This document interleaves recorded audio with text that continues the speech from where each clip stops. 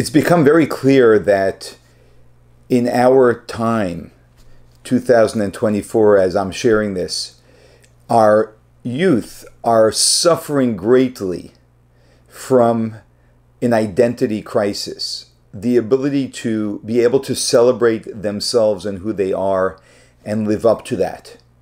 And instead they live in confusion of whether I am worthy, do I have any value, who am I, what am I, and they are inventing all different types of identities to give themselves some type of a purpose or value. And a lot of this stems directly out of the fact that we don't celebrate the uniqueness of every individual and the distinct uniqueness of every individual, and how everyone is unique and different. There's something very powerful about the fact that I acknowledge that I am a member of the chosen people. What's powerful about that is that I know that I was put here with a distinct purpose by God. And that in a general sense, and that is also true in a particular sense, in the general sense that I am a member of the chosen people. And the chosen people means that I am a member of a group of people who were chosen with a certain divine mission, which is unique to this group of people called the Jewish people. That doesn't make us elitist. It doesn't make us any better. It actually states what our responsibility is. And therefore, I can wake up every morning and know that I have purpose and value in this world, that I'm showing up with a distinct purpose, and I know what it is. I study about it all the time, and I do my best to live up to it. And then I don't have confusion about my identity and what I should be doing every day, what my focus should be.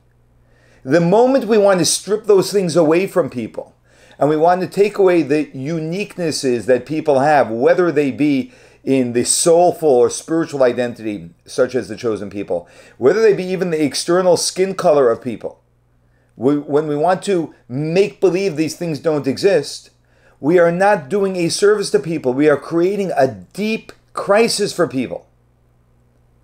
The problem really is that we don't celebrate the uniqueness of other people. We need to be able to acknowledge that every single person is unique. We need to acknowledge that we are not perfect and we are not complete on our own, but we need to be complemented by other people who have other talents and gifts that I don't have, and together we create a powerful world. And this is the reason why tribalism actually has been discovered by people who study it to be critically important to the success of humanity, the success both as in performance and also the success in thriving and functioning as a human being and not ending up in a major crisis of who I am.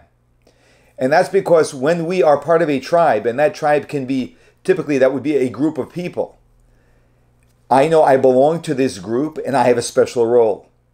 And I also know that there are many other tribes and they have their special roles. And I need those tribes because without those tribes, there are special roles in this world that will not be completed, which I rely on. And they need me.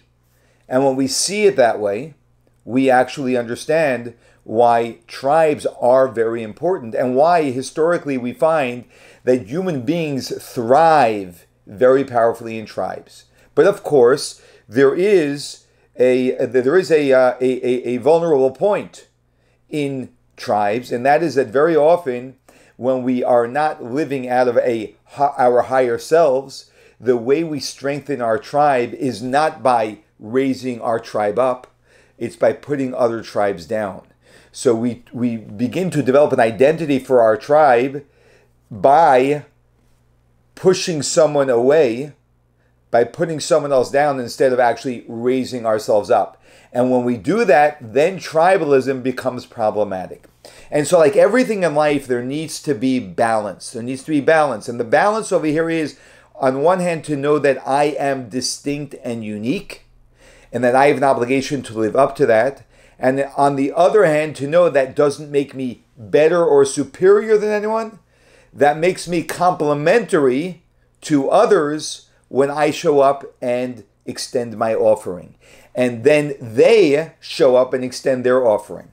And this is where the real challenge is for human beings. And in this conflict, where we need to create a balance between being unique on one hand and also embracing that other people are also unique on the other hand, we often go to extremes, which is very often what we do instead of creating balance. And the extreme is either I am part of this group, we are better and we have to get rid of all other groups. White supremacy by way of example, right? Or another example is there are no groups. There shouldn't be any tribes. We're all common and all equal. And when we do that, what we actually do is strip people of their uniqueness and we put them into the most dangerous place possible, which is an identity crisis, which is dangerous for a couple of reasons. Number one, it becomes people enter into an emotional state of crisis, like we see going on in the world today, especially in the West. And people are no longer living up to what God put them in the world for, which is actually the greatest tragedy that can possibly happen. And that's the reason why I like to say that everyone is privileged. There's white privilege and there's black privilege. Everything has a privilege if we're willing to look at the assets that come with the particulars of who God designed me to be. And that's the reason why faith in God is critical for us to survive. And if we want democracy to function, we have to embrace uniqueness. And uniqueness is embraced when we believe in God, because we believe that God puts everyone here with a distinct purpose. Nothing is just happening randomly. And that's why the whole idea of a melting pot is not a good idea. The idea of democracy is not to create a melting pot where we melt into each other.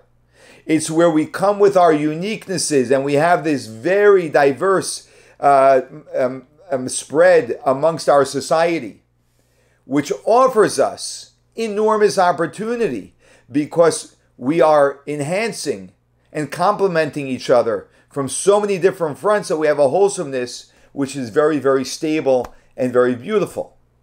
There's a book by the name. There's a book entitled "Tribe" by Sebastian Junger, and he speaks about tribes, and he has a few phenomenal quotes in that book. And one of them is, "Humans don't mind hardship.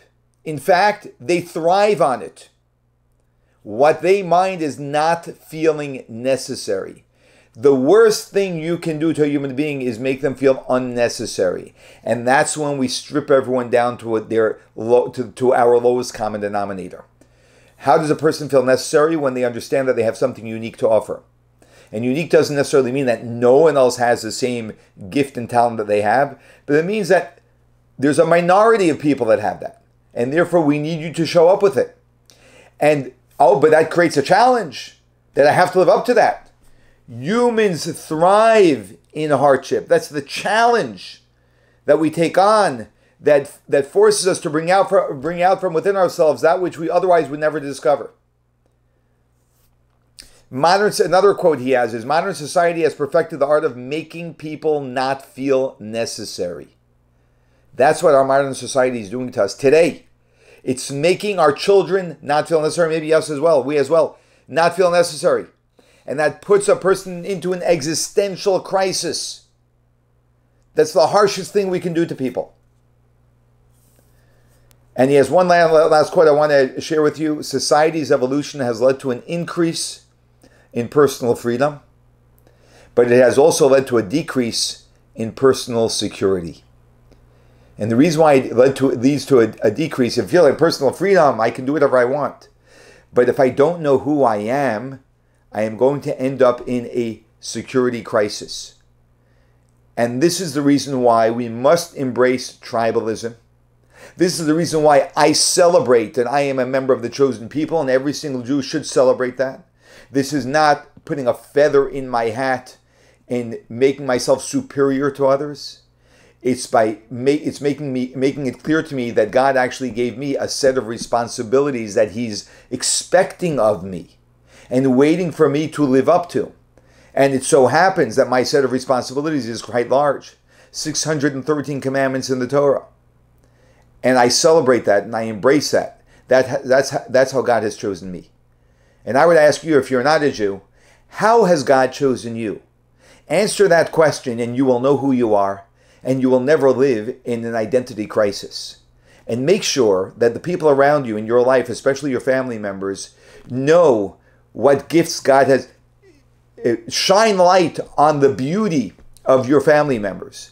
Make sure they know what they are gifted with, and let them know they have a responsibility to live up to bringing that to the world around them.